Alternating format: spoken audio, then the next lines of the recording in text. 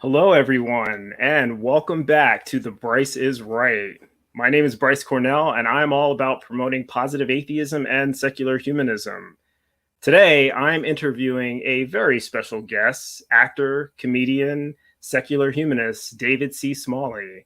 And later, we'll also be joined by another one of my favorite secular activists who's previously made an appearance here, Cynthia McDonald. But first, let me bring in the man of the hour, ladies and gentlemen, Mr. David C. Smalley. David, come on down. You are the next guest on The Bryce is Right. Hey, it's good to be on the show with the best logo in atheism. Sexy stuff. I love it. Probably some form of copyright infringement. I'm not sure. Not here to judge, but it's beautiful. I love it. I was very careful. We did take that into consideration. We haven't. That font is really close, but I think it's amazing. It really is impressive.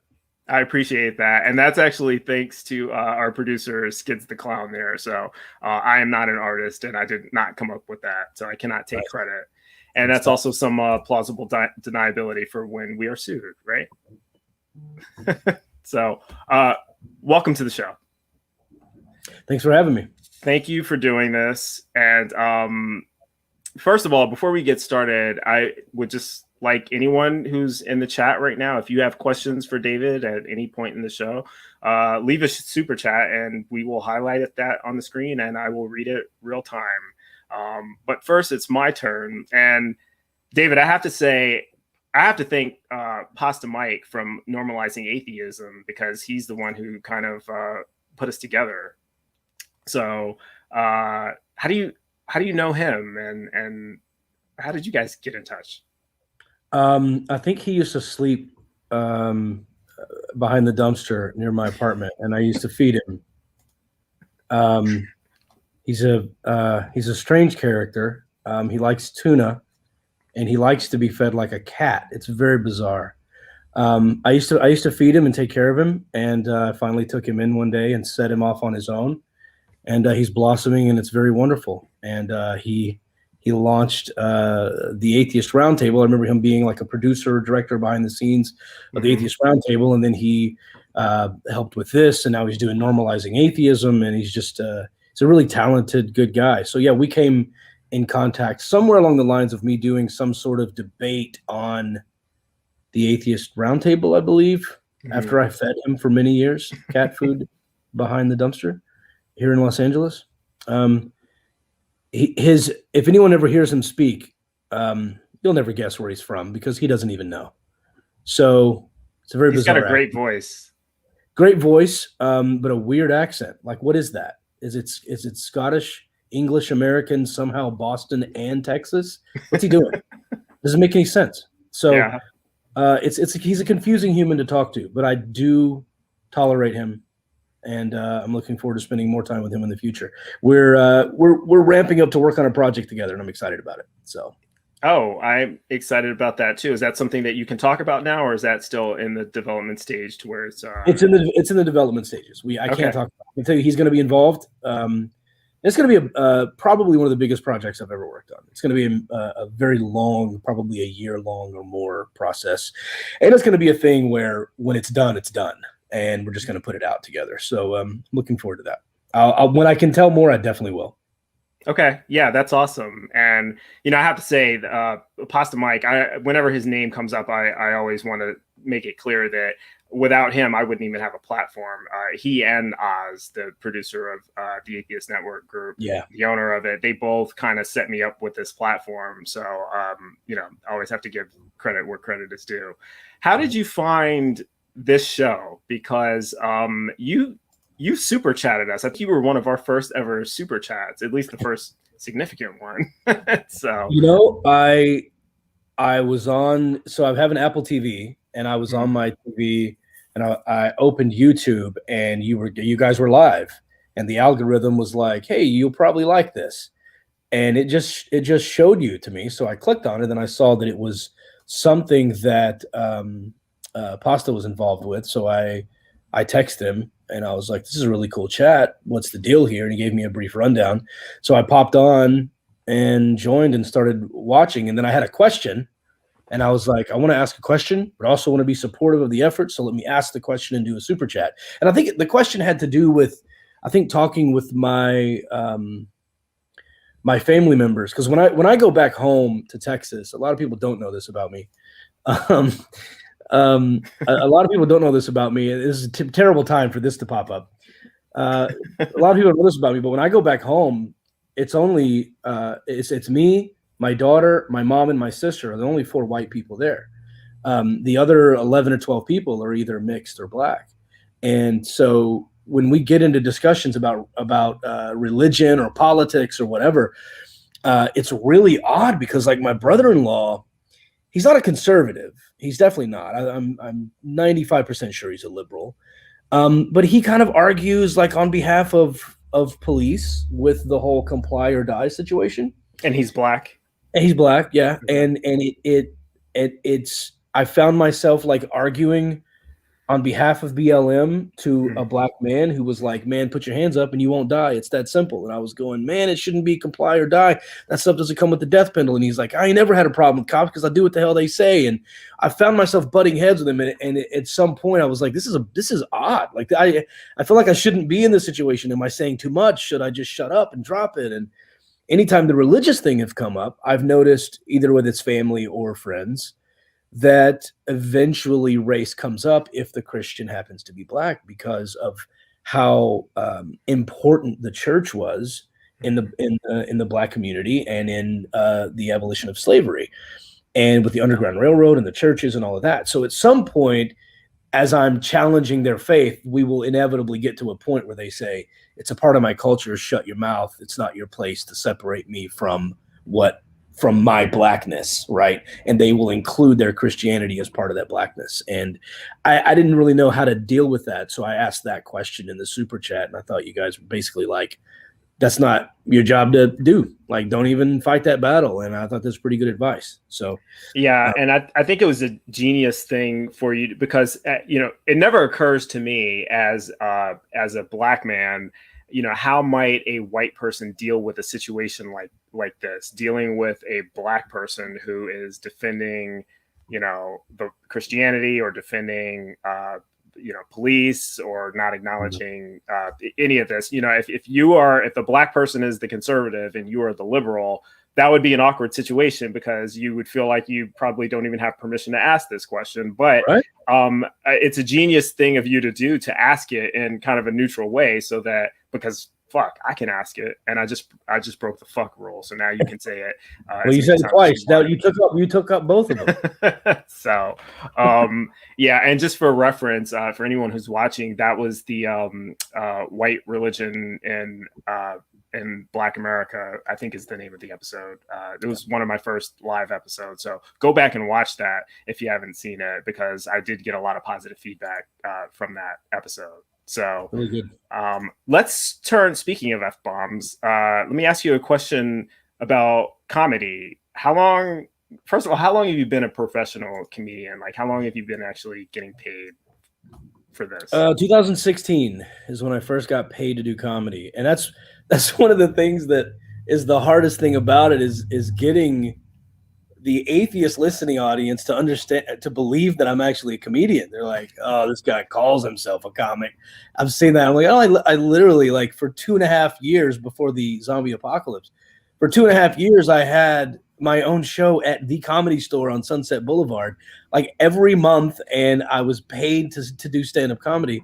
And then I've had 2, I would say national tours. They were more Southwest United States, where I did like 15 or 16 gigs throughout, over a 3-4 week period or whatever.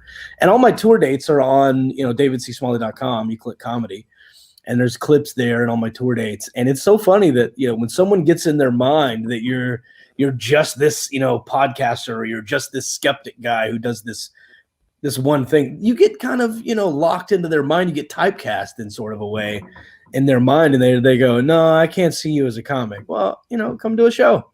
Come to a comedy show. I have some coming up, and you're welcome to come to the comedy shows. So, started in 2016 at the Reason Rally, actually. I was asked to MC a comedy show, and they were like, we think your audience would really want to come see you, as the host, so do it. And I had done comedy like 12 years before in Dallas one time, and it didn't go very well. And I was like, can I write like 5 minutes of comedy and do like 5 minutes at the top and then bring people in? And they were like, sure. And it was an easy out for me because as the MC, if at any point my jokes were bombing, I could just say, all right, you guys ready for the actual comedians? And that would get a laugh. And then I could just bring up the next comedian. I could bail on my set anytime I wanted. So it was really easy. I was really comfortable. And I did the whole 5 minutes. And I continued to lay jokes out in between each comedian. And I had the time of my life. And that I was like, I need to do more of this. So as soon as I moved to LA at the end of 2016 or beginning of 2017, technically, within a couple of months, I did my launch party for the podcast at the Comedy Store, and we sold out within 4 hours.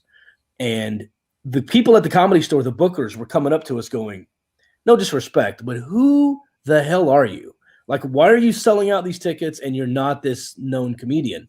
And I was like, yeah, I'm not a comedian. I just have this podcast audience that's really dedicated and awesome people.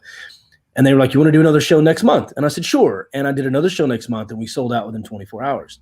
And they were like, how about you do a monthly show? And I went, okay. And for 2.5 years, that's what I did. And that really allowed me to work on my stand-up and polish it and get it cleaned up. And I got kind of a little bit of a head start, where a lot of comedians just have to go to these terrible open mic nights and deal with 4 comedians in the room and nobody else, as to where I got to work through my stuff hosting for celebrities. So like Theo Vaughn would come in, Jamie Kennedy, Jay Moore, Craig Robinson. They would pop in and do these shows. So we had a packed crowd. I was booking these guys from contacts I'd made at the Comedy Store, and I got to work on my 5 minutes, 10 minutes, 15 minutes until I developed my own, 30, 45-minute set. So I was fortunate in that route that my podcast paved the way for me to be able to do stand-up in front of real audiences and get a real reaction to the jokes, as opposed to doing stand-up comedy just for comedians, because that sucks.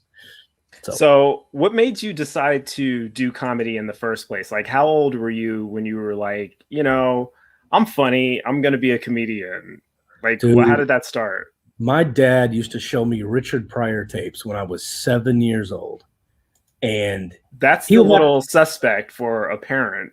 He didn't give a damn about, he would pause it and explain. He'd be like, hold on, you see a butthole, it ain't supposed to stretch like that. He would like stop it and explain the joke to me.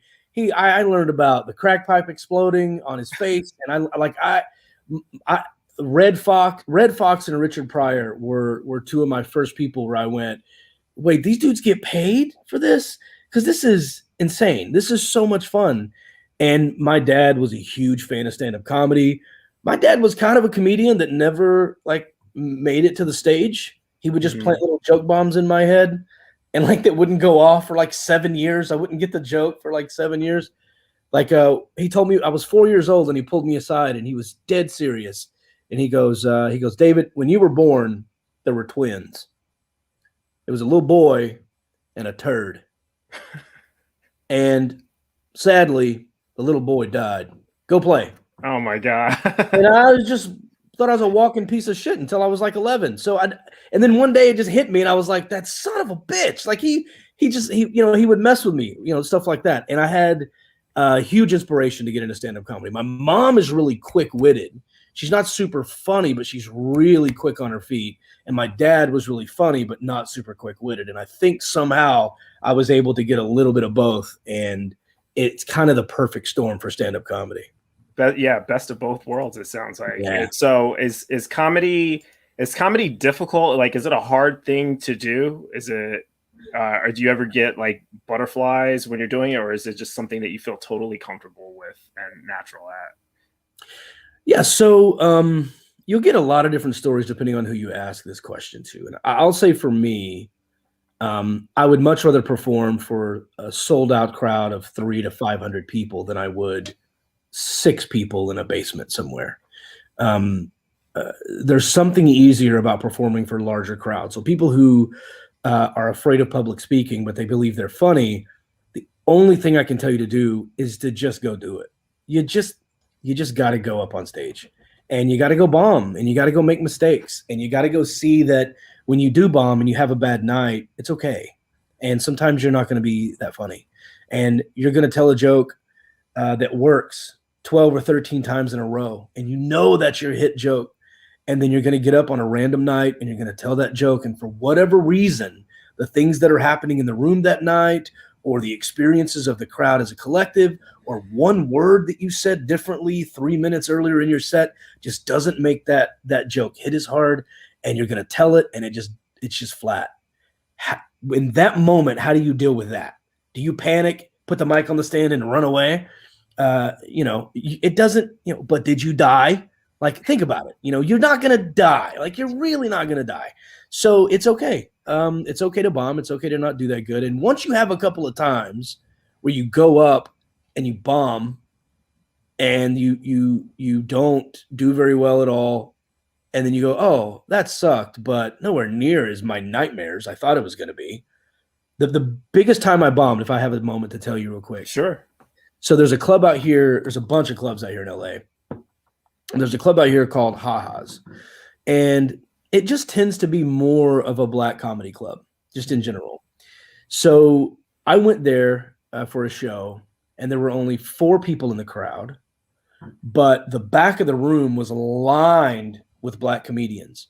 I was the only white guy in the room, and which I was used to that. I grew up in Everman, Texas. It was 92% black. I have no problem being around all black folks. In fact, if it's all white, I get a little uncomfortable, to be honest. That's a weird story I can tell you, but it feels weird to me because that's not how I grew up.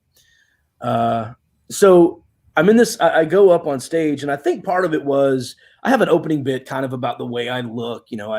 I talk about having resting racist face, and how people just look at me and assume I'm in all these shitty groups, because I look the type. And so the people in those shitty groups also think I'm one of them, and they come up and talk to me and say horrific shit. And I have to be like, I don't do that, and that's part of my bit, is I tell some of the details of real stories that have happened to me. And, yeah, hell yeah. Shout out to the 4th listeners. Thanks, Josh. And so I'm in this comedy club, and I'm bombing. Like, I'm doing my set. And I think 2 comedians before me had also done similar jokes about, like, black comedians were talking about dealing with a racist dude or dealing with a Nazi looking dude or whatever. So for whatever reason, my jokes just weren't working. And these are jokes that had impressed the Comedy Store, that I've done in front of Jay Moore. And he was like, dude, you're a good comedian. And I'm doing them now on the show, and it is crickets. I mean, I'm not saying a few laughs. I mean, literally nothing. Like, I can hear a comedian in the back, like, sipping through a straw. Like I'm like, he needs a refill. Like, that's how quiet it is in the room. Do you think that the previous performers kind of poisoned the atmosphere for the jokes that you were telling? Or yeah, maybe so, not intentionally, but they had just done bits that were similar to mine, and I wasn't seasoned enough to go up and change my bit on the fly. I was just doing my script. And so I go up, and it's like a solid 3 minutes with no laughs. And that feels like an eternity, to a comedian. And I've got 5 minutes to do. And I just had to address it. And so I just said into the mic, I was like, I've never bombed this bad in my entire life. And I thought at least that would get a laugh. Nothing. And I hear this voice from the back go, just run your set, man. And I went, oh, shit. Okay. And I just said the rest of my stuff into the microphone. Nobody laughed. And I walked off stage, and I was like, oh, shit. Like, maybe I'm in the wrong job. And the booker, who's also a black man at the club, pulls me aside, and he goes, hey, man, you did good material. Will you stay and do another show? And I was like, you got to be kidding me. He goes, no, man, this is a really tough crowd. It's 95% comedians. You had good stuff. Will you stay and do it? And I was like, yeah, hell yeah, I'll stay, because I was going to walk out into traffic. So if you want me to stay and do comedy again, sure, I'll give it 5 more minutes. And he said, yeah, stick around. And then he started to walk off, and he turned around and he goes, but promise me you'll do the same 5 minutes. Wanted me to do the same material. And I was like, all right. And then different people came in. I did the same 5 minutes, and the set went okay. It wasn't a great set, but the set went okay. And I'm so thankful to him for doing that, because it told me I'm going to have bad nights, and I just need to trust my material, trust my writing, and not give up on my stuff if it doesn't go well. Your question was it hard? Yeah, it is hard. It's hard to do stand-up comedy, because a lot of people can be funny in a moment, But the reason people laugh at what you say is because everyone is aware of what's happening. To just go up on stage with you in a microphone, bring everybody into that situation, and then give them the punchline before they get bored it's a skill. It's a very tough skill, and it takes a long time to get it right. When you see a guy do a comedy special or a very funny woman do a comedy special, they have been working on that material for a long time, and they've probably been touring and doing stand-up anywhere from 10 to 15 years before they ever even got the opportunity to be noticed by a network. So it's a long road, man. It's a really long road, and it's a hard road. There are no shortcuts. And I imagine it's very different when someone is funny, when they have a funny personality and you're just making people laugh spontaneously versus everyone kind of being set up and prepared for you to make them laugh. Exactly. You're waiting there for the punchline and you're like, okay, when's it going to happen? It's very different from just being surprised at the spontaneity of someone's comedy. There's a different, it's a different atmosphere when you're in a comedy club too, or when you're in a setting like at this brewery. There's just a different vibe when people show up ready to laugh. And so occasionally you'll have someone sitting in the front row, just arms crossed, just looking up at you like, and just for some reason came out to a comedy show and just pissed at the world. And some comedians start picking on them because they're not enjoying themselves anyway. I might use them as bait. I might as well use them as bait. I don't. I'll talk to them and I'll try to get them to laugh. That's my goal, is to crack that person. But a lot of comics just get pissed at that and they go on the attack. But it's hard. It's hard. Even if you're already a funny person, there's a lot of writing, there's a lot of rewriting, there's a lot of trusting yourself, a lot of memorizing. And you can memorize 5-minute set all day long. You get up in front of 86 people and they're all staring at you. There's a good chance some of that stuff's going to leave your brain and there's nothing you can do about it. So there's a lot. I want to give the audience here just a little bit of a taste of what you do. We do have a clip of you performing stand-up. So let's go ahead and roll that. There are assholes in the world, so I just prepare my kids by being one. I'm a good daddy.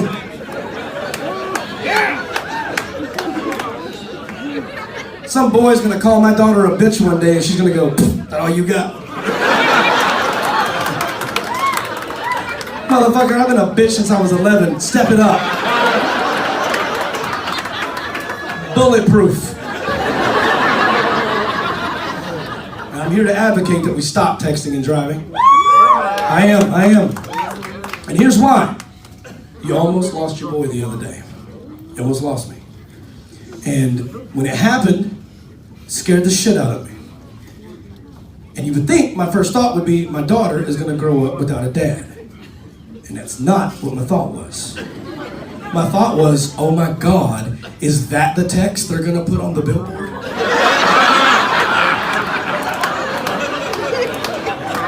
Whoa. You have no idea how close you were to seeing my face right next to the words, "Girl, when I get there, I'm gonna beat them cheeks." There's a sheriff on the other side of the billboard. He never got to beat them cheeks. Don't text or drive. You see, David, when God made white people, He made us perfect. I said, "Earl, your son has braces."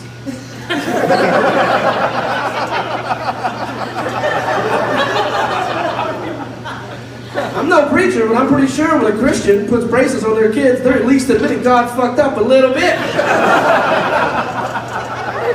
How else do you explain that to that kid? Oh no, God loves you. He was just busy the day He made your face. What do you say? I was pumping gas one time, and the guy got into a fight with his girlfriend, grabs her by the hair, pushes her into the passenger seat and slams the door. And he looks over at me and goes, "Bitches, am I right, bro?" "No, sir. This is just a tank top."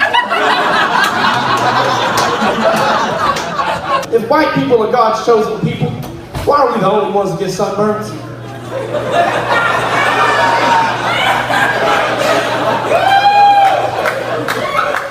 Why are we allergic to air and trees. I'll be right back. Half of us can't eat bread. Why don't we have the biggest dicks? There's a pattern!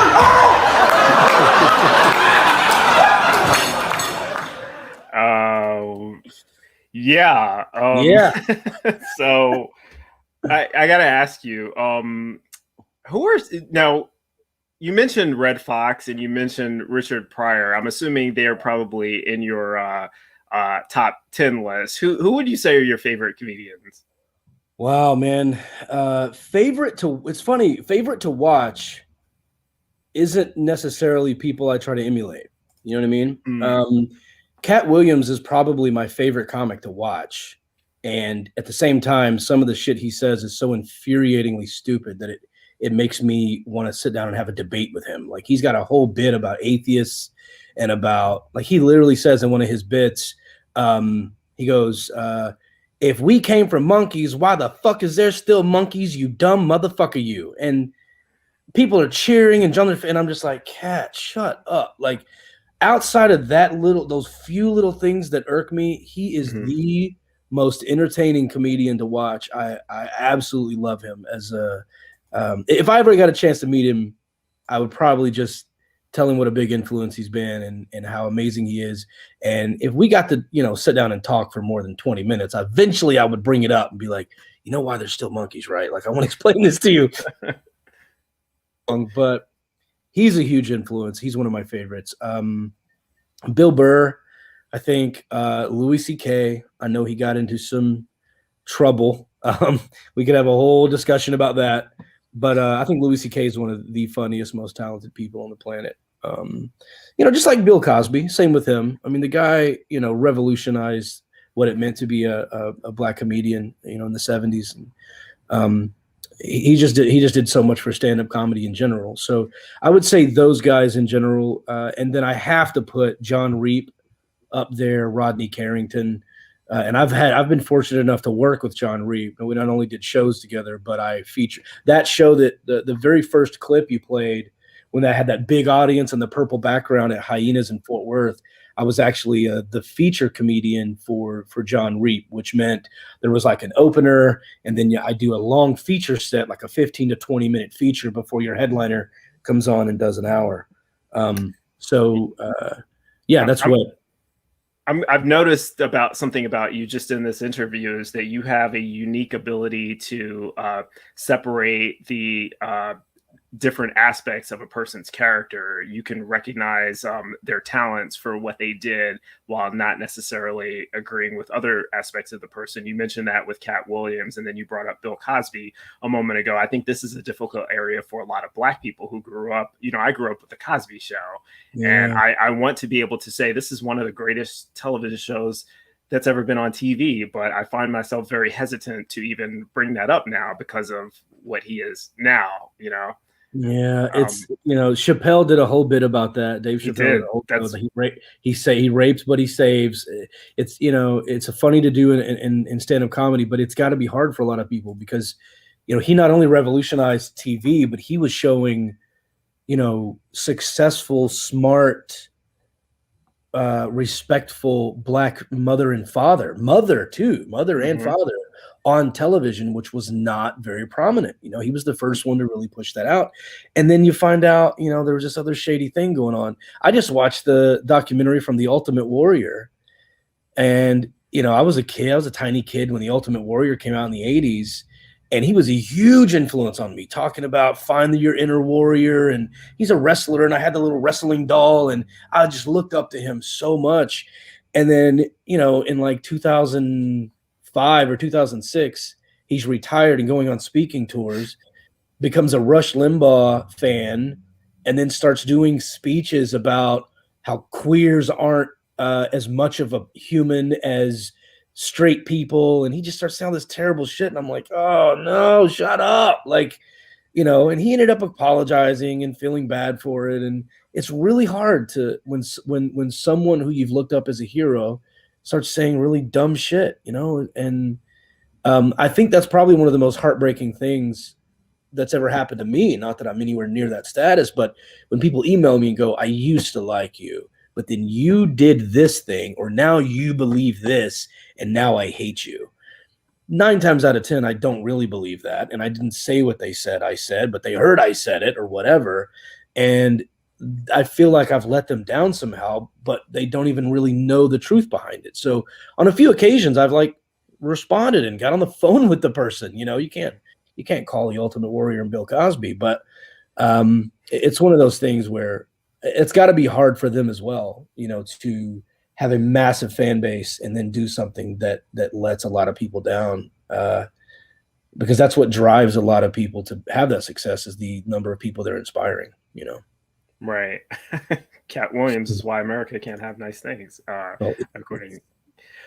So I want to talk about your acting a little bit, because in addition to comedy, you've also made appearances in TV shows, and you were in a Nickelodeon show not too long ago. So is acting something you just kind of, look, first of all, how prolific are you in that area, and what can we expect in the future from that? So I'm signed on. I'm not supposed to talk about it. Okay. It's been. Well, let me ask you this way: have you always wanted to be an actor, or is that just kind of that you were a comedian and then they noticed you, you know, you started getting offers? Yeah, no. The acting thing happened at about 4 or 5 years old. I used to do impressions of the Hulk, like my clothes ripping off. I would make the sound effects, and I would get up and be like, "Rrr." My mom. And you're talking the Hulk from the you're talking about the Bill Bixby, Lou Ferrigno Hulk, right? Yeah. So when I was a kid, that stuff was, some of it was already off the air. I was born in 80. So around, 85, 86, some of that stuff was just reruns, but I didn't know any better. I just idolized the Hulk, and I would run around doing, and my mom told me just the other day, she was like, you would perform for anybody at the drop of a hat. It didn't matter. I'd be like, David, do your Hulk. She's like, and you would look right at whoever was there and go, you won't like me when I'm angry. And then I would just run off and then fall down, and I would make ripping sounds with my clothes, and I'd get up and run, try to scare the shit out of people. And then I would lip sync songs and grab the brush. And I've always loved performing, like always. And I blame my mom for not getting her ass out to LA sooner. I had to drive out here in my 30s and start as an old man. But that's why I'm behind the curve. Too old. What's that?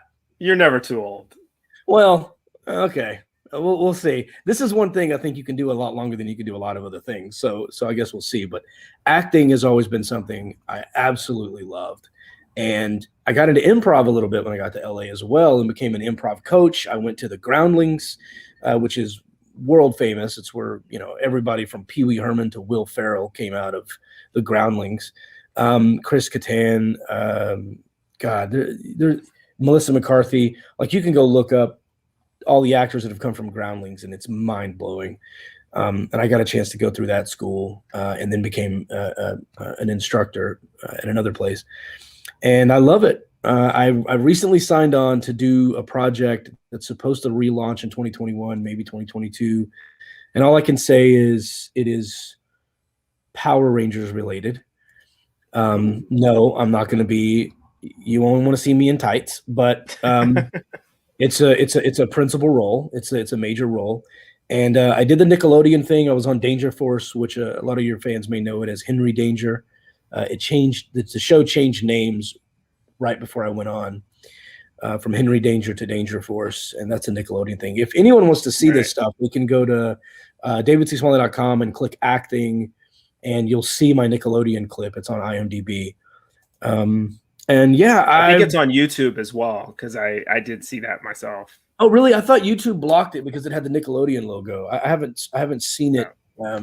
I think I saw it on Facebook, but Facebook flagged it because of copyright or whatever, because I had the Nickelodeon thing on it. Even though I had permission, the algorithms don't, know right. That. They block it and shadow ban it. But right. So what kind of roles would you want to play in the future? Like, what do you see yourself as besides Lou Ferrigno and The Incredible I would never play the Hulk. There's no way I could pull that off. But Well, CGI, it can do a lot. yeah, I mean, I would voice him for sure. So yeah, I've got a voice agent, so I submit on voice roles all the time. I've also got a film and TV agent known as a theatrical agent in LA that submits me. I've done a couple of national commercials as well for Ring Security. I'm always the bad guy. When I was on Danger Force, I was a criminal. Noticing a pattern here. LA looked at my face and goes, "Yeah, you look like you're up to no good." That guy's a little shady. Yeah, I got that look, resting racist face. That's what it is. And so I don't mind playing those roles. I think it's fun. I tend to, if I'm in a serious role, because I've done a couple of student films that became indie films that went on to win awards at festivals and things like that. And if anyone goes and looks at my acting reel, they'll see some clips from some festival films I've done. I think we won Best Film of 2019 at the Chinese American Film Festival for that. And I like the serious roles. Like I would want to play, if I could pick right now, I would play like a demented serial killer. Like I would want to play something super serious. But I inevitably start ad-libbing no matter what role I'm in, and I tend to make things funny. I just tend to write things that I think most people are thinking as the role is happening. So it's hard for me to stay serious completely. So, if I were to be a serial killer in a film, there would be some moments of levity for sure. So which can happen in that type of role, because there have been actors who have played serial killer type characters before who've thrown in comedy. So I can definitely see it. Exactly. So you are an atheist, right? I am. Do you find that your position, your stance on religion or your beliefs, does that naturally lend itself to comedic material? Does it become easier to incorporate that into your comedy routines? Yeah, man. Yeah. I mean, I honestly don't know how you can read the Bible for more than 10 minutes without laughing your ass off, to be honest. I mean, there are so many things that like there's a story about two guys getting into a fight and a woman tries to break up the fight. And in the midst of breaking up the fight, her hand or wrist brushes up against the genitalia of one of the men. Yeah, I'm familiar. And they stop the fight to chop her hand off. Yeah. She touched a penis. That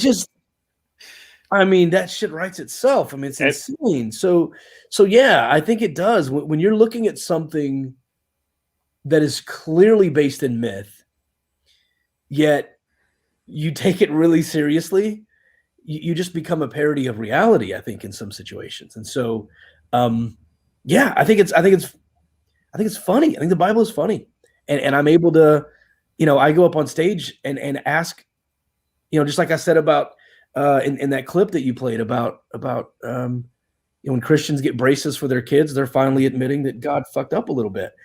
And it goes beyond that. I have bits where I talk about God is kind of a no call, no show at this point.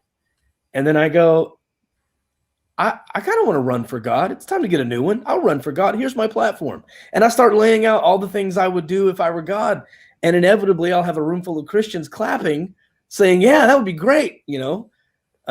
Like at the age of 35, if I get to be God, at the age of 35, you could trade in masturbation for the ability to just rub your own back. That sounds reasonable to me. We have another clip of you, and it kind of speaks to this a little bit. It is it's about religion, and this is actually from your YouTube channel, but it kind of incorporates a little bit of the comedy, but it does speak to that. So let's go ahead and play the second clip. Imagining God at a like a conference table, and his angels running up to him. Are we going with the cancer thing? Yeah. Let's keep that in there. In 3-week-old babies? Yeah, everything. I want it all in there. Okay. And then someone else coming down the hall. God, what about someone being able to literally rape a child who is currently dying. Yeah, I said everything. Put it in there.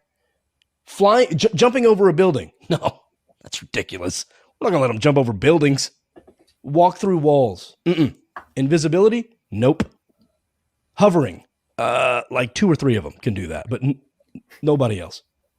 What about the ability to curse someone in your name and cause 2 female bears to come out of the woods and murder 42 children? Yeah, put that in there. Matter of fact, he's one of the good ones. It's difficult to take serious material because that's like deep, horrific stuff that you're talking about there, but putting like a comedic spin on it just to point out how absurd it is. Yeah, or maybe it isn't difficult. I don't know. No, that wasn't written. That wasn't designed to be comedy either. That was in the middle of a conversation, I believe, with a Christian, and I was just talking, and that came to me in that moment, and just naturally. I didn't write that or plan on trying to be funny at all, but I was just trying to show how absurd it is that God took some stuff off the table from a physics perspective, but allowed other things that are completely horrific. And when you challenge the Christian on that, they'll go, well, God can't solve all the problems. Oh, but we can't jump over buildings. We can't walk through walls. We can't fly. There's a million things we can't do. But, babies with cancer, he's on board with that. Or cursing someone in your name, and then bears come out of the woods and kill 42 children.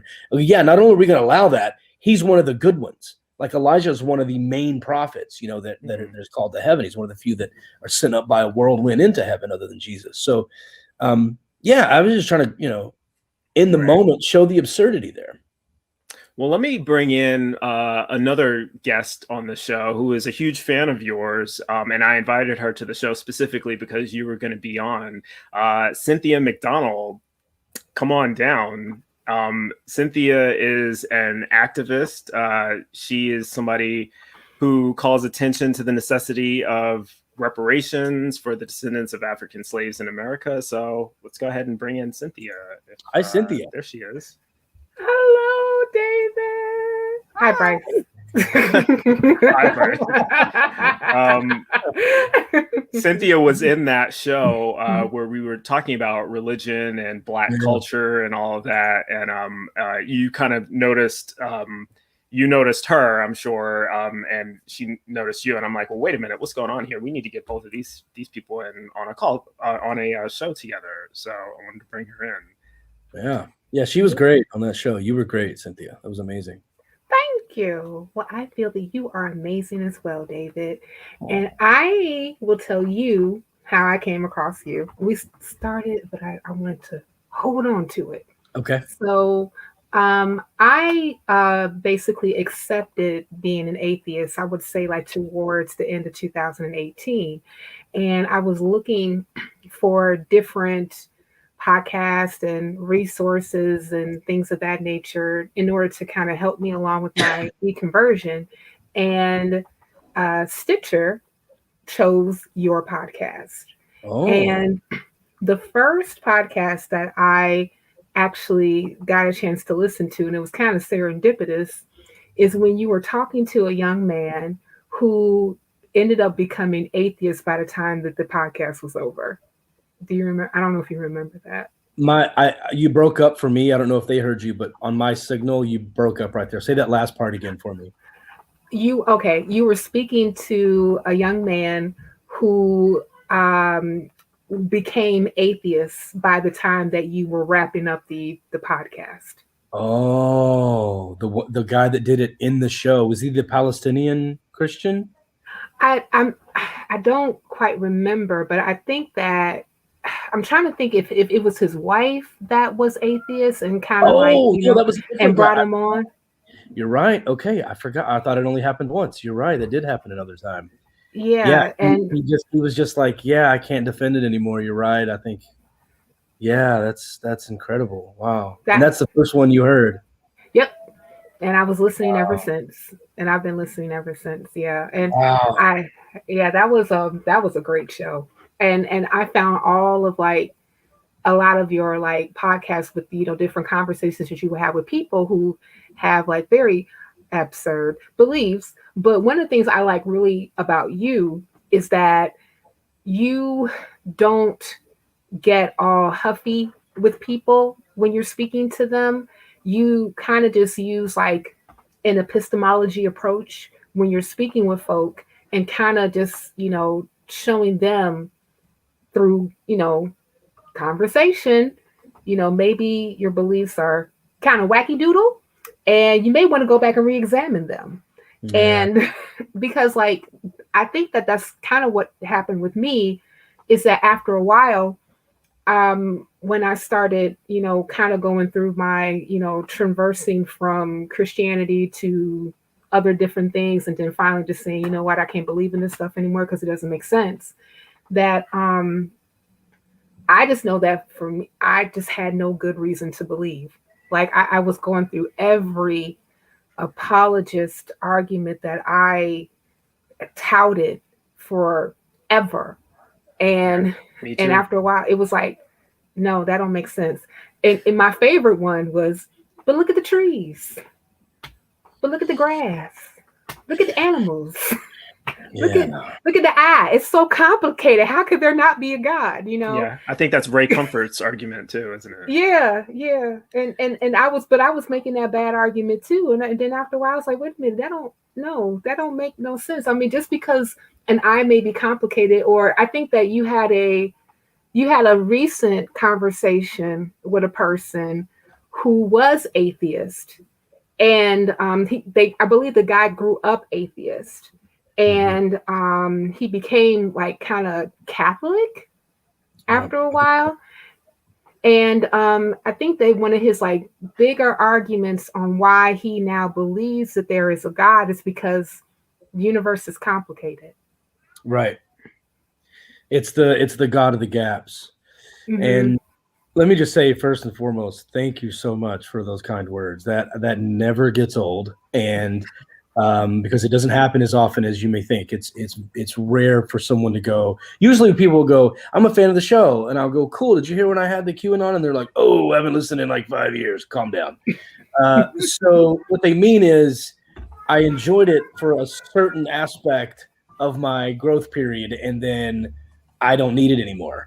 And that's why I started to sort of broaden my horizons and sort of bring in the crystal healer and the Reiki healer and the psychic, because I want to apply the skepticism universally. But I really appreciate you grabbing onto a couple of those important moments and sharing those with me. It's, because it's hard to do this, as you and Bryce clearly know, putting together content, doing, setting up, even if you're just going to be a guest on a regular basis, setting up, making sure the lighting is there, the background, yada, yada, your sound, telling everybody else in the house to shut the hell up.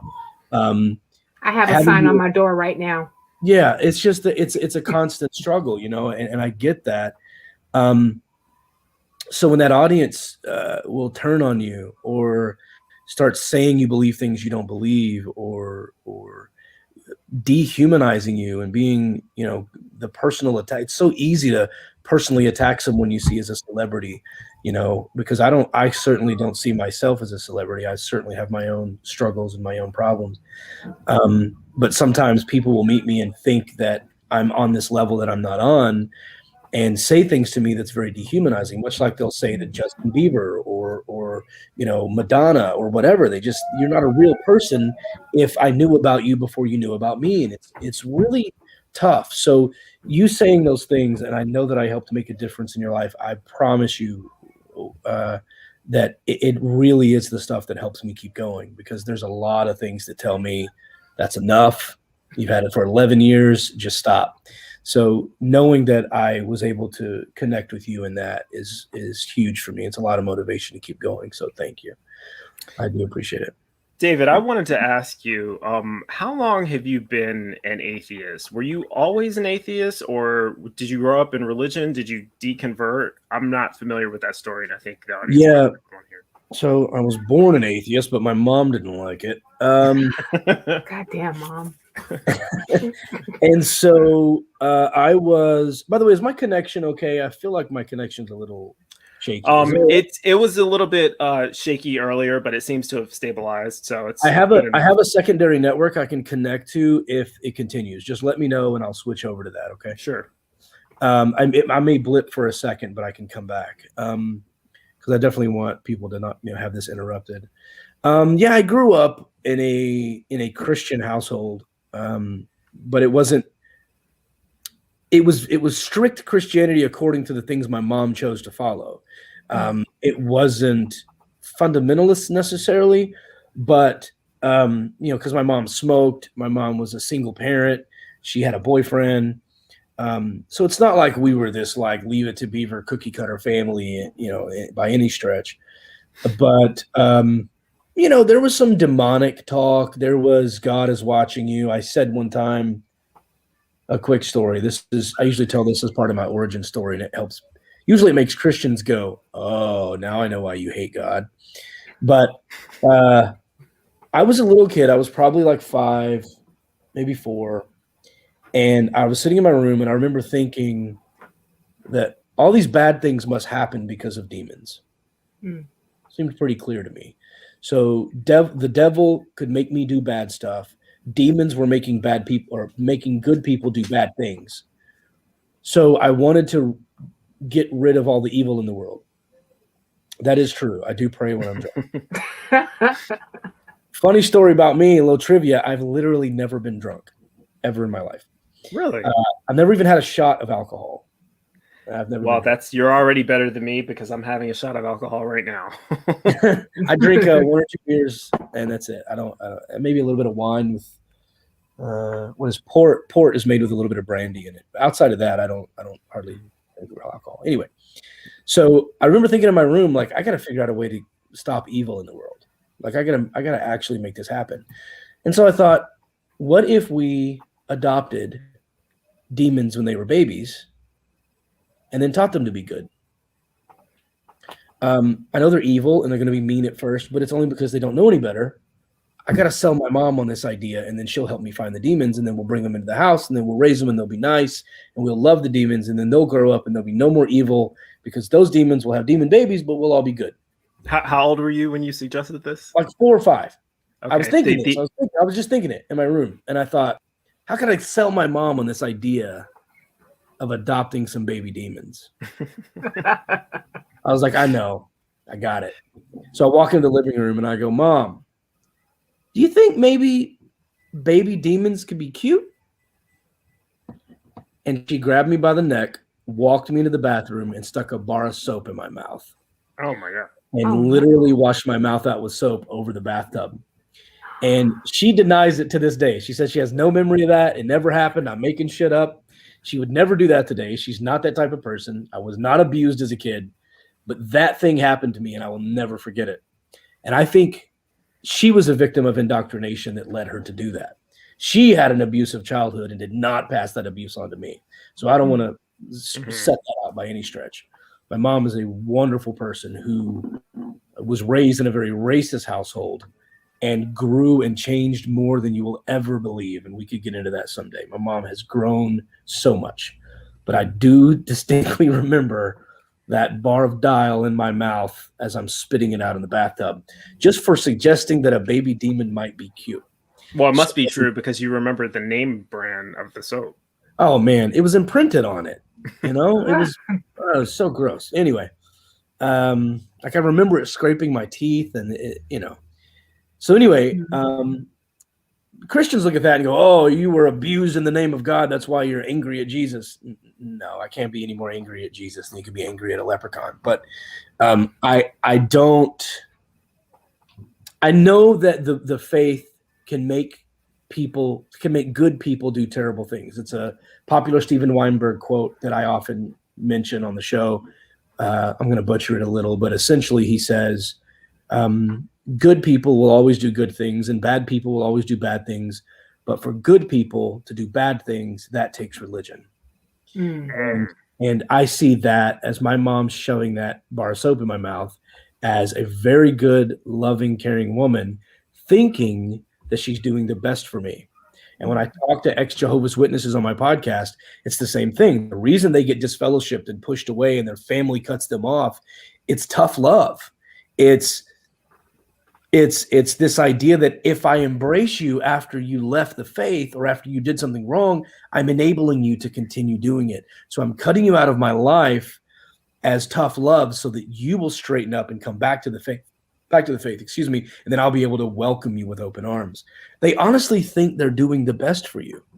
Coincidentally, we just had asexual atheist who's an ex-Jehovah's Witness who reported having dial soap shoved in their mouth as well. So there we go. That's unfortunate, but I totally agree that religion can justify anything, any behavior, and that's one of the harms of it from my perspective. People can use the Bible or the Quran or any book that's said to be holy to justify any kind of behavior as moral. And so, this idea that there's an objective morality that comes from God, it's not morality. They're calling it morality, but when morality can lead you to killing babies, that's not a morality that anybody needs. It's not objective either. Yeah. No, it's subjective to the God or whatever authority is. I personally don't even like to use the word morality. And reason being is because depending on what you believe, morality can mean just about anything. I prefer using just ethics. Like, I remember like a person asking me, well, if you're not a Christian, where do you get your morals from? And I said, well, I'm not a moral person, but I am ethical. Yeah. And I think both of you identify as humanist as well. Or I know I do. And I think I've heard you say that before, Cynthia. And I think I saw a clip of David talking about humanism. Yeah. The episode I just put out, the most recent episode is, people may remember I recently did a debate on modern day debate with a guy named Stuart Connectly. Is how you actually say his name. I thought it was Nettle. It's Knech or whatever. And I had a debate with him where he was in the hot seat the whole time. And I was just going, you don't have evidence for that. You don't have evidence for that. And it was a really easy position to take. So I told him I would put humanism in the hot seat and he could challenge humanism because I will make a positive claim, which is rare for me. My positive claim will be that humanism is superior to Christianity. And you can challenge me on my podcast. And that's what we just released this morning or late last night. So people can go listen to that most recent episode. So yeah, I am a humanist and I will defend humanism as a core belief or as a core worldview. And humanism really, it seems like it's enough. It seems like that's all we really need to behave morally or ethically to one another, but that doesn't seem good enough for religious people. It's like they scoff at the idea of humanism. And I don't know if it's because the Bible implies that there's no such thing, that you can't be humanist, that we're all sinners and we're all doomed to be evil forever.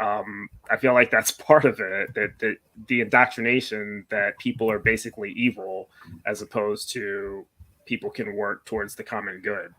We are sinners in need of a savior. In need of a savior. Well, you mentioned a few moments ago, David, that you were debating a Christian, I think, was it a minister, did you say? This guy's a pastor that I just had on, yeah. But typically that's who wants to come on the show and evangelize, are pastors, preachers, ministers. Occasionally I'll get someone who is like a crystal believer or someone who is convinced that demons are real and that the Ouija board is, a path to the other side. And I don't mind being vulnerable and opening my personal life up to that. I think my dad had just died like 3 or 4 months before I did this Ouija board episode. And I was like, for the sake of the show, let's see if we can talk with him. I got some shit I'd like to say that we never got resolved. Like, let's see. Like, I want to prove to you if I really, really want it to happen, and I don't mind. Like, people meet me in person and will go, oh, it's just like listening to your show. Like, it's just you all the time. And that's the easiest thing you can do, is just be genuine in every aspect. And I remember my mom telling me, if you never lie, you don't have to have a good memory. Right. So I just put that out there. But yeah, Judge Judy said that a lot too. Really? Yeah, that was one of her catchphrases. I never watched that. That's funny. But yeah, mostly I would say a lot of pastors have been on. So I'm not sure which specific conversation you're referring to, but yeah, I have had a lot of pastors on the show. When you have debates with them, what do you find at the end of the debate? Do you think that you've were successful in swaying their opinion, or were they just totally not willing to consider anything that you were saying? What is their attitude after the debate? Man, if I wasn't such an ethical person like Cynthia, I have some stuff. I delete it when it happens, but I would say somewhere around 75% of the time when I play that ending music and I say drive like you know each other and I do that sign off and we stop the show, usually it's still recording and I'll say, hey, thanks so much for doing that. I appreciate it.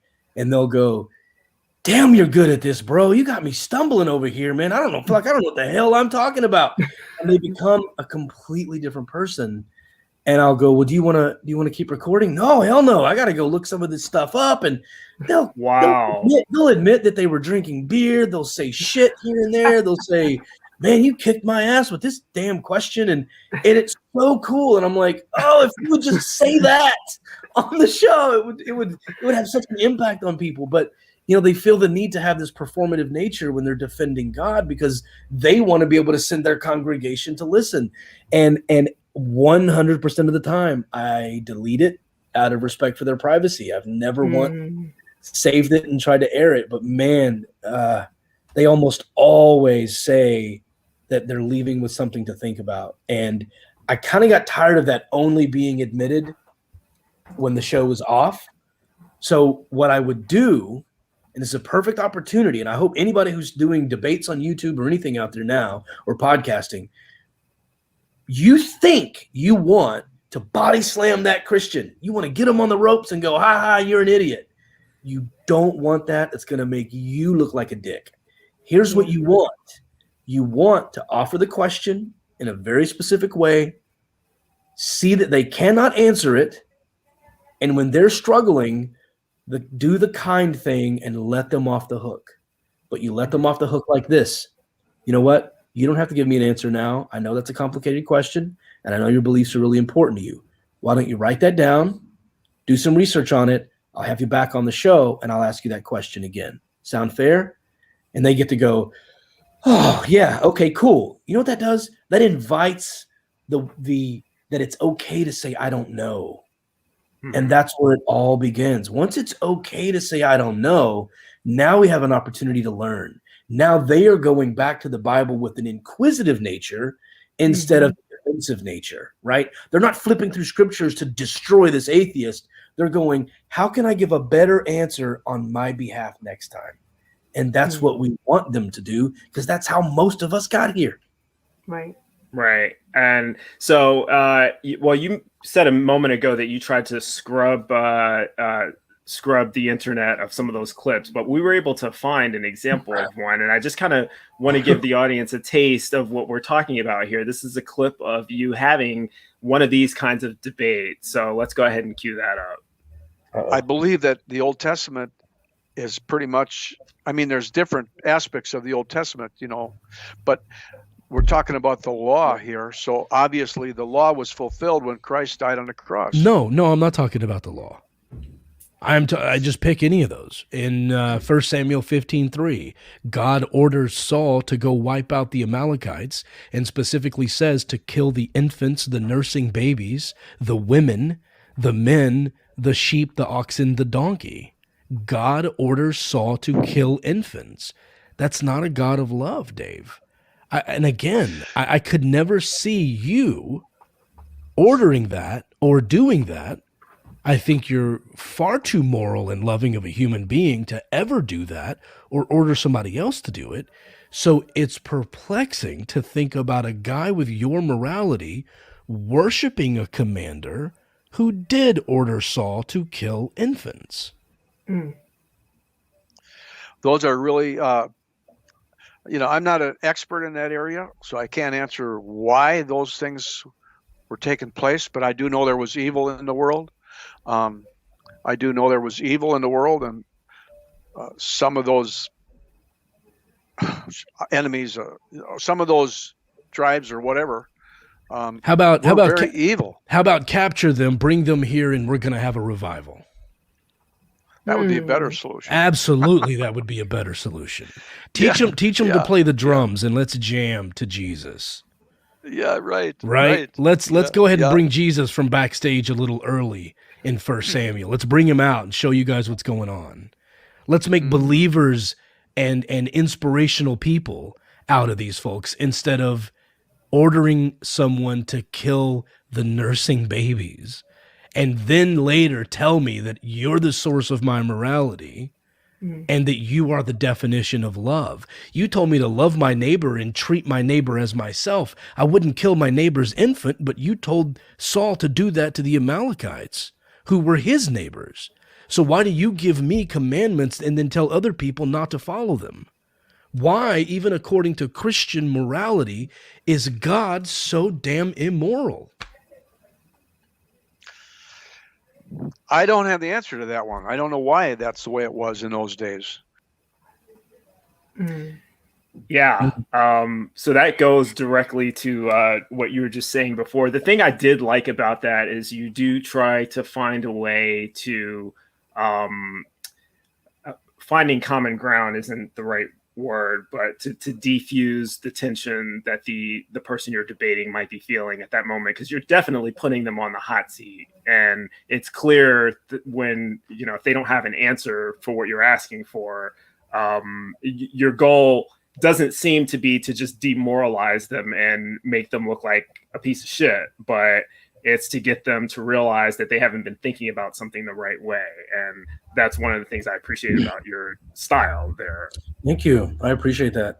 I'm way nicer to Christians in that situation than I am, say, a psychic who takes someone's money with claims of having these types of beliefs.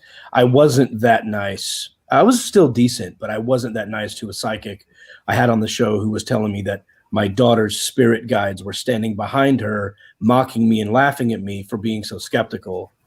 I put him in the hot seat and I made him sit with the awkward. I said, "Oh, they're standing behind her now?" And he said, "Yeah, it's two women and a man, and they're looking at you and they're telling me how skeptical you are, and they're just laughing at you."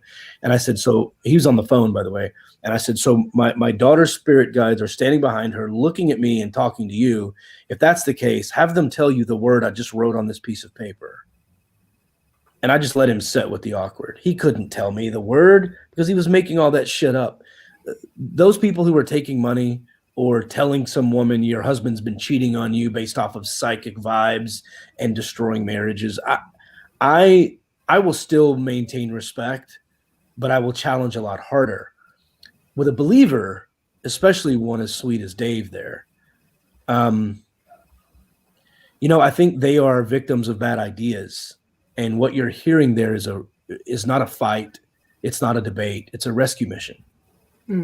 And the psychic, I think, knows better. I don't think most Christians do. So you're delineating between those who are intentionally trying to deceive others versus those who just maybe, I don't want to use brainwashed, but indoctrinated. Thank you. To believe in this something. I have the position that beliefs aren't really a choice. I don't think people choose what they believe. It's a matter of what external factors have convinced you of the truth of something, and this includes whether it's Christianity or Islam or whatever. So if you believe in something, it's because something else convinced you, and that's it. Clearly it's a different thing where if someone knows that what they're saying is bullshit and they're trying to convince other people for various reasons. When I was just listening to that particular clip, it kind of just reminded me, oftentimes, when you speak to Christians, not necessarily the pastors, who wear pimp suits and take people's money and then, tell people to stand in line with their $1,000 seeds. But oftentimes people like that person really has not read the Bible, not fully. Right. Because I remember when I went back and read it and I was like, whoa, how did I miss that? And from a person who actually was studying to be a minister. And I'm like, we never went over this in Bible class, you know. Right. I even remember going to my mom and I said, hey, did you know that the Bible said X, Y, and Z? And she's like, it doesn't say that. I said, yeah, go ahead, read that. I think that I show her specifically the passages in Leviticus where it actually taught the Hebrews how to treat slaves, you know. And because like, I think like, you know, she was screaming at MSNBC because Trump did something that day. Trump was always doing something. And, you know, and I was just telling her, I said, well, you know, this whole behavior that you see is not new. And, you know, and even if we look at like where like slavery came from specifically here, you know, that a lot of, you know, Christian pastors from back in the day defended it and they used the Bible to do it. No, they didn't. Yes, they did. And let me show you. Yeah. And, you know, and I think that that's oftentimes what happens is, matter of fact, I think that I was reading a book that I ordered, The Bible Says What, from the guy who created the podcast, The Bible Says What. And I think the first thing that he said to me, Michael Wiseman, I believe his name is, and he says, Cynthia, I really hope that you read your Bible. And matter of fact, I remember, David, you watched another stream that I hosted, but was the Black Atheist Roundtable. And my partner was talking about, and you tweeted it, he told a story asking his grandmother, why does God only hate white people? Well, I mean, why does God only help white people? Yeah. And yeah, and then after he asked that question, his grandmother took him to church to talk to one of the elder women, like the deacon's wives. And she said to him, well, son, have you read your Bible?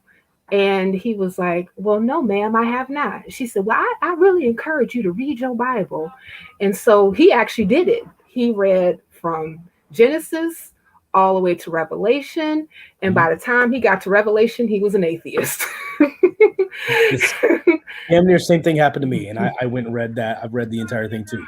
For that reason. And I've said that probably more than anything else I've ever said. They'll go, well, what am I supposed to do? What do you want me to do? And I go, read the Bible. Like actually read it. Because what they actually believe for the most part, and we've all been to church, right? Both of you have been to church, right? You both grew up religious, right? Yeah. You know what happens. Turn your Bibles to Philippians, and then you read this, and then a charismatic, wonderfully smelling good, dressed nice, wonderfully speaking, powerful, charismatic preacher starts giving you a motivational speech connected to these wonderful, beautifully poetic words. And then he'll say, now turn to Mark 7. And we're all just, and we go to Mark 7. And it goes right in with his, they get taught how to do that in preacher school, right? Right. To find these things, go, we got this, we got Old Testament, New Testament, it all corroborates. But what you're leaving with is a motivational message. You're leaving with something that makes you feel good and that is corroborated by jumping around the Bible. Right. But when you go, all right, Genesis 1, how long is it going to take me to find bullshit? Oh my God, 3 sentences in. That's not possible. That's not possible. That's scientifically inaccurate. You start reading it from a way of like, let me solve some problems. It goes out the window. And you're spot on. You're spot on. Reading the Bible will create atheists because Christians who are even become ministers, they teach things to other people like you were about to, Cynthia, as you were talking about studying to become a minister, that you don't even know why you know it or why you believe it, right? You're going to regurgitate things that you were taught. And if I could sum up my entire podcast with just a quote, it would be from E.M. Forrester, who said, how do I know what I think until I see what I say? And we can apply this outside of religion. I had a Christian friend of mine, John Christie. We did a film together in 2014 called My Week in Atheism. We were driving. We drove 8 hours from Dallas, Texas to Springfield, Missouri. And we're a couple of guys. Once the religion thing broke down, we would point out, ooh, she's a good-looking lady. Check her out. Or we'd be pumping gas somewhere and go, oh, she's cute. You know, as guys do. We got Shane here. We got a friend of ours who just did a super chat, and I'm assuming this question is going to go to you. How long did Cain beat his brother? As long as he was able. That's a rhetorical question, but I'm not to divert your story really quick. I used to be in the Air Force, and I worked at test pilot school. We had call signs for all of the pilots there. And one of the pilots there, his last name was Abel, but his call sign was Canaan. So it was a cool call sign, and he was super religious and everything. But I just that reminded me of that. That's funny. As long as he was able, I thought he was asking a real question at first. I saw the answer. So did I. Until I halfway through reading it, I realized that it was a joke. But yeah, Bible joke, but boom. Yeah. So what I was getting at there is we were on the road, and basically, he'd be like, "Oh, she's cute," or we'd point out 8 hours is a long trip. And we get to Missouri, and he goes, "I thought you told me you preferred blondes." I go, "I do." He goes, "No, you don't." I said, "No, I do. I've always preferred blondes." He goes, "No, you don't." He goes, "Literally every woman you mentioned was attractive along this trip was a brunette." And I was like, "Really?" Like, I've always told myself that I was into blondes. I had no idea. And he was like, "And they tended to be a little darker complected." He's like, "I think you like dark colored women with darker eyes or darker hair." And I was like, "Oh my gosh, you may be right." I had never paid attention to what I was actually saying, but I had beliefs about something that I'd never paid attention to. I could tell you, "Oh yeah, no, blonde, Barbie, blonde hair, blue eyes." Turns out, not so into that, but I didn't realize it, right? So I take that same approach with believers. I take that same approach with Christians. Half the time that they are answering these questions, they've just never thought about it before, or they've thought about it on the surface level, and they've never been asked for a follow-up. They've never asked to dive a little deeper. They've never been shown an analogy or a mirror to say, "Are you sure? Because that doesn't work on the other side. How do you reconcile this verse with this verse?" And those are the things that makes the conversation so interesting as far as I'm concerned. Yeah, you talked about, reading the Bible and getting to atheism, and it's a common saying, if you read the Bible all the way through, that's the quickest way to atheism. I think most atheists, at least in the United States, where it's largely a religious country, and you were grown up believing in some sort of religion, that does seem to be the quickest path to atheism. I wouldn't say quickest. I wouldn't say quickest because my podcast is only about 2 hours. So touche. Still read the Bible, but listening to David Smalley just might do it a little faster. Yeah. Does challenging theology and having these debates where you're talking to ministers or whatever the thing may be, is that something that interferes with your comedic value or your desirability in that market? Is that something that you want to? I know you kind of incorporate it into your comedy routines, but is it something you try to limit because you fear it might be a turnoff to audiences? Yes. Okay. More so than an audience, because even when I do my jokes about Christianity, if you notice, you can't really tell if I'm a Christian or not. I don't flat out say I'm an atheist. I'll say when Christians get braces for their kids, are they finally admitting that God fucked up? But I then talk about God as though he's real, right? Like he's, he loves you. He was just busy the day he made your face. I go in through that thing like it's actually happening. And then I don't ever come out and go, that's bullshit. I'll say God is a no call, no show, meaning God isn't doing what I expect, but I don't just flat out say there is no such thing as a God. Mm-hmm. And it's not to alienate the audience. I want to be clear because I don't care about alienating the audience. Sometimes alienating the audience can be funny and you can separate yourself from them in a fun way.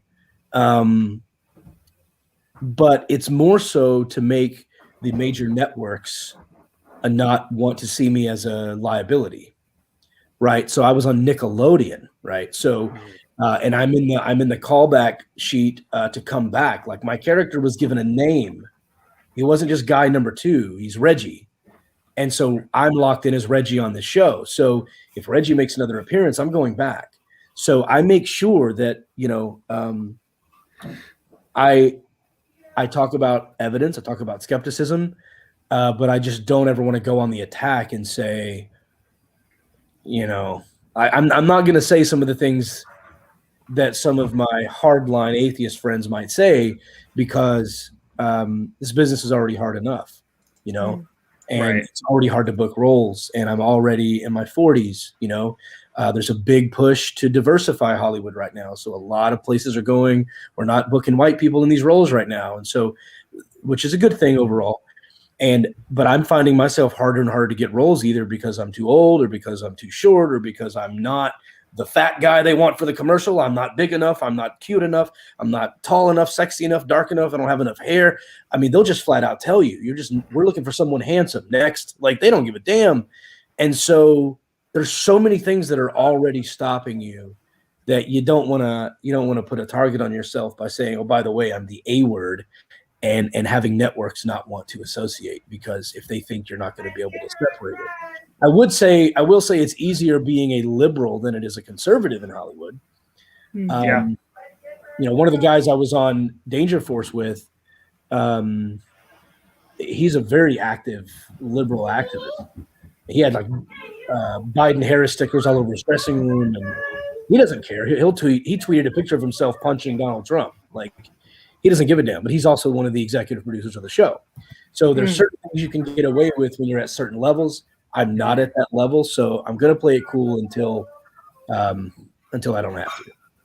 Right. I was just thinking about one of my favorite comedians of all time, George Carlin, who was a very, very famously an atheist, and that was definitely a part of his shtick, I guess, as a comedian. At least when I was watching him, I was this was towards the end of his career when I became a fan. But just it seemed like even he was kind of taking a risk, but not so much a risk for him, but it was controversial, especially at that time, and I was watching him in the 90s and early 2000s, late 80s as well. And I feel like the further back in time you go, the more risque it becomes to even use the A word, Yeah. We talked about normalizing atheism, which is the name of Pasta Mike's channel, but it definitely wasn't normalized back then. So no. I imagine it would have been much harder at that point in time. Yeah. Side note about George Carlin, on Hollywood Boulevard, his star on the Hollywood Walk of Fame is right in front of a Bed Bath & Beyond. So sorry, George, for that. But I came across that on accident. I needed something at Bed Bath. I went to buy a little bathroom trash can, walked out and was like, what? Right here? This is George Carlin? This is where you put George? A legend, absolute legend. He is. Yeah. I'm looking for, we did have a couple of comments in the side chat, and I just wanted to address one of them from Converse Contender asking or suggesting that we should have more Christians on this show. I actually did have a Christian on this show, and I think the second or third episode, Greg Rogers, who was a wonderful person to talk to, and I'm absolutely inviting of Christians who want to come on this show and to talk about their beliefs and why they believe it. And it sounds like what he's saying is all the points he's just heard in this conversation are pretty low-hanging fruit. Well, I have an 11-year career and 537 episodes, most of which are 3 hours or longer. So you're welcome to hop on Patreon and go through the entire catalog.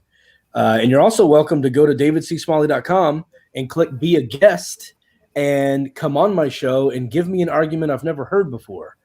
Because I'm definitely looking forward to that, and we prioritize Christians who want to be on the show. So if you are a believer and you think that you have something for me that I haven't heard, I am more than happy to have you on the show and to have that conversation. Yeah, and to be honest, same here, because I am looking for I'm not one of those people who claims to have the truth about everything. I don't make a lot of truth claims. What you said earlier, David, about it's perfectly acceptable for someone to say, I don't know. That's a point that I stress over and over on this show. I wish more people were comfortable saying, I don't know. The problem is I keep running into people who keep claiming that they do know. And then when I ask them how they know, they can't give me an answer. They can't demonstrate their level of knowledge. So, yeah, if somebody thinks that they have knowledge that I don't have relating to the existence of a God or the truth of a particular religion, absolutely, I want to hear it. But be prepared. I'm going to ask you some questions about it, and I'm going to see if you can defend your claim. And when you can't, invariably, it's not my fault. This is a recurring theme. I haven't been doing this that long. I've been a Christian for a lot longer than I was an atheist. So it's not like I've never asked some of these questions before. I think the assumption that a lot of theists have is that atheists are only looking at the Bible on the surface, or it's like what the last person who commented just said, these are just low-hanging fruits. Well, yeah, sometimes it's necessary to address those because there's a lot of theists who believe for those reasons, but I'm prepared to get to the high hanging fruits as well. So it's like David said, just go ahead. No, I just saw Converse Contender's last comment stating it's just talking about Christians as if they've never heard these verses, when it's only verses we ever hear, when it's the only verses we ever hear. So one of the things that I like to say to you, Mr. Contender, is that one of the things that I think that a lot of nowadays Christians, especially when they have like conversations with like atheists, is that they sometimes forget that a lot of us were Christians. Just like Bryce said, he was a Christian a lot longer than he's been atheist. So was I. So David, you too. So like it's not like we've never been on the other side of the bridge or the realm or whatever, or the fence. So and another thing is too, and I know that I'm not making the assertion that every Christian in the world has not read their Bible fully, and that's why they're still Christians. I'm not making that assertion at all, because I don't know all 7 billion people on the earth. My social dance card is not that full.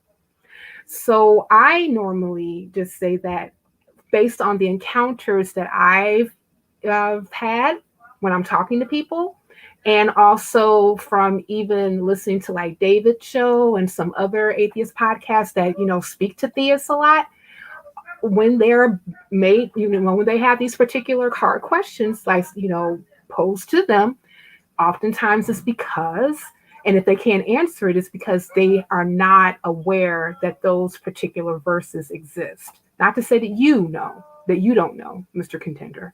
Or Mr. I'm sorry, I don't know your pronouns. Converse Contender.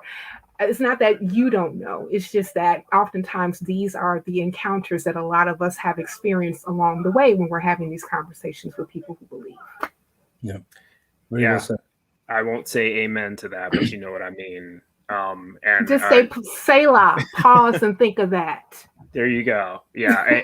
I actually think that contrary to popular myth, it's actually the opposite. The assertion that I think he's making is that a lot of atheists haven't really thought this through, when I find it to be the opposite. I find it to be it tends to be only the atheists who've thought it through, and that's how they got to atheism, because you started asking the questions you weren't allowed to ask, or weren't expected to ask, or you weren't satisfied with the Lord works in mysterious ways. This actually needs to make sense. Let's dig a little deeper. Let's peel back the onion a little bit more.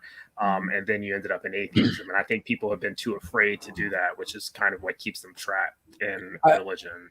I've always wanted to sort of connect it with anytime you're driving and you see someone walking down the street, you just assume that like they don't have a car, right? That's how they exist. Right. You see them for a moment and they go, oh, it's got to be tough to have no car. And it's hot summertime where it's cold outside or raining. You just assume they don't have a vehicle. But anytime you park down the street or have to walk somewhere and you have that thought in your head, you're like, nah, these people know I have a car somewhere. I'm just walking temporarily, but I have a car. Right? No, that's how you exist in the minds of those people. So when the Christian meets the atheist, they just assume that's who you've always been. And they go, look, I come at it from this side with this bias. You come at it from your atheist bias. We both have a religion we believe in, and we're the two sides of the same coin. No, sir. I started with you over here on the Christian side, started having my doubts, challenged my own view. So don't tell me I won't do it, because I challenged my ass out of heaven. Okay, I challenged myself out of the worldview that was going to save my eternity and keep my family together. I was willing to sacrifice everything for the truth, even if it made me extremely uncomfortable and hurt my family and change the way I would parent and get me kicked out of holidays and make it hard for me to keep a job and hard to go public. We have so much of a struggle coming out as an atheist. So don't tell me I won't challenge myself in order to do that, because I have, and I did, and I was on your side. I challenged my way to now this worldview that I hold today, and now I'm on the opposite side. So as Cynthia was saying earlier, I've been on both sides of the spectrum. You've been on one. Don't tell me that we're two sides of the same coin, because we are not the same.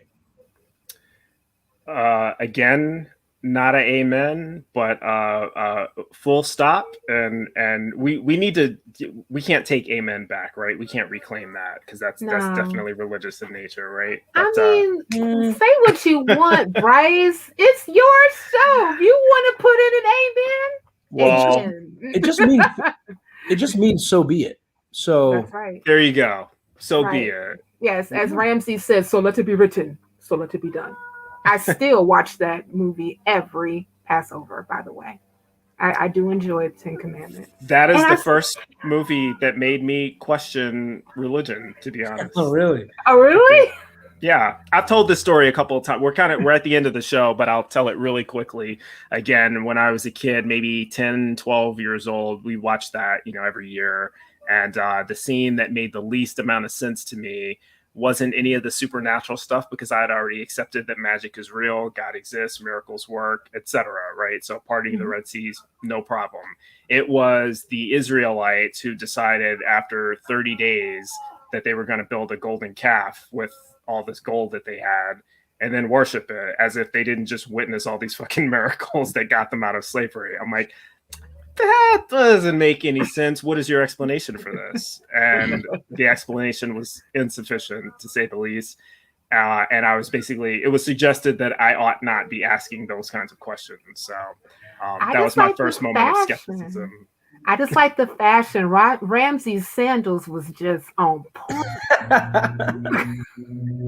There's something about the way it is shot too that is just nostalgic, right? It just reminds you of your childhood. It's a really big movie, especially when you look back to that era. Was it the 50s or the 60s? It was a 50s. It always looks like a painting to me. It looks like they're walking around inside of a painting. It was a beautiful work of art, and I just love all the overacting. I was thinking to myself, did William Shatner just kept watching this movie over and over again, and that's how he adopted his acting style? At least that's what I'm resting my laurels on, that William Shatner learned how to be an actor from watching the Ten Commandments. William Shatner is a great Shakespearean actor who came from plays and sometimes that's not the acting style that works for a television show. Let me tell you, it's not sometimes. It's when you're in theater, you're taught to speak to the back seats, right? You've got a motion and gesture and big smiles because the people in the back have to have the same kind of show. You bring that silly shit to television, you will be escorted out because that camera is zoomed in on your face. And if you're playing to the back seats with the TV camera on you, it is so weird. Unless you're Jim Carrey, you can't get away with it. Right. One more thing from Person Contender. Yes. And David, you can answer this more. I don't necessarily think that he was speaking specifically about you. Being on the other side of the coin. David, I don't think that that's what he was saying. He was just referencing, speaking to another person and saying that I've been on that side of the coin. He's never spoken with you before. So how would you know? No, I wasn't talking to him about that. Right. No. Speaking in generalities. Yeah, exactly. Yeah. David, thank you so much for coming on this show. Thank you for having me. This was fun. Really appreciate this. I agree. This was fun. And you have a couple of live performances coming up. You're going to be down in San Diego, I think June 4th, and also the weekend after that, June 11th and 12th. You're going to be at Comedy Heights. Is that the venue? Yeah, Comedy Heights is a club, but they're kind of moving around right now because of COVID. They're wrapping up their COVID schedule. So we're doing it at a couple of outdoor facilities. So they can, if people are interested, they're in the area, go to davidcsmalley.com, click comedy. The clip that you saw earlier is there if you want to make fun of me there. And the comedy dates, you can click on the comedy dates and it'll take you to all the info about the show. I believe the one on the 4th and 11th are both free shows. So no excuses. Let's get out and have a beer. There you go. When you coming to Chicago, David? Man, I want to come to Chicago. I want to come back to Chicago. I've been. I want to come back, and we may have some dates coming up in Vegas. Michael and I may. Oh, that's weird. Just asking about Vegas. We may have some shows coming up in Vegas. I just had Michael text me about it, like literally, I think this morning, or maybe it was late last night. And so if Michael and I might just put a tour together soon. And so if there's enough interest, and we can't do it if we're going to have 5 people at each show, but you know, I've done it on my own and had some decent responses. So maybe the two of us together can put something together and put a little tour together. Maybe we'll make it up to Chicago soon. Yay! I'll buy you a beer. All right, deal. And definitely for you guys in California, check them out in San Diego. I thought the clips, just from that little clip we showed earlier, I thought that was hilarious. So if you post anything like that. Spoiler, thank you. All that shit is still going to be in those shows. I have to do that again because that's some of the good stuff. But yeah, absolutely. Oh, my face was hurting in the background. I was cracking up. Me too. Me too. Awesome. Thank you. And also, thank you, Cynthia, for coming back on. I know that my audience enjoys whenever you are on the show, so we appreciate that. We have a link to your link tree in the description as well. So, well, thank you for having me. How could you not enjoy Cynthia? She's so amazing. Oh. I can Exactly. die now. I can totally die now. Hold on. Let me go. Well, don't do that. dagger. Yeah, let's not do that. We need more Cynthia in our lives. But yeah, I'd like to thank everybody in the chat who participated, everybody who's watching. If you've enjoyed the show, do me a favor and hit the like button. You can catch me on The Bryce is Right every week, Tuesday, 9 Eastern time. So don't forget to subscribe to the Atheist Network group for additional content. And for producer Wes, Skids the Clown, and Sunny Shell, this is Bryce Cornell asking you to have your God spayed or neutered.